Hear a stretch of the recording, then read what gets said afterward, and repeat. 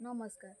कर्म किपरि खराब होता है क्यों कार्य करने द्वारा कर्मफल खराब होता है आसतु जाना किंतु जाना पूर्व माँ मंगला चरण में जे लाइक और सब्सक्राइब समर्पण करदेव माँ मंगला घरे सुख शांति और समृद्धि बजाय रखिए। नंबर 1 परर वस्त्र मागी परिधान करने। नंबर 2 सर्वदा नख कामुड़ा।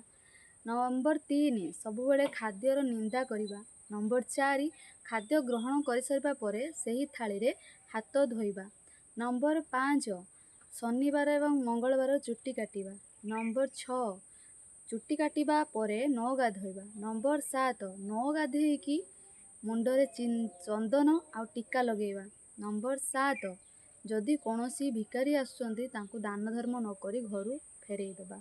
एटा गोटे बहुत बड़ भूल करुचंती। जदि भी आपण भाबुचंती से गोटे भिकारी नुहे से माने एमिति आसुचंती एबे लोक माने कोन करचंती ना घर को आसुचंती भिक मागिबा ना रे पळे आसुचंती जी भी जहाँ दौची नहीं दुकान में बिकी देकी मद पी दूसरी ना अलग कौन कम लगे किंतु आपण मैंने देखिले से गोटे भूल कर किंतु आपण मान जोड़ा दान करुँच जहाँ को जोटा दान कर ऊपर वाला देखुं ना जदि सी से सदुपयोग न करुँच तो न करूँ किंतु आपण मैंने जो हृदय दान करटा आपण कर्म लगे जदि आपण मैंने क्या किसी दौरान आपण मरला बेले किसी नहीं जीवेनि केवल गोटे जिनस नहीं जाइए दान जहाँ करेंगे पुण्य जेटा करेंगे सहीटा ही नहीं जी आपण कर्मफल नहीं जी से आपड़ से धनी आपण सामर्थ्य अनुसार किसी दान करूँ आपणकर मंगल हेब।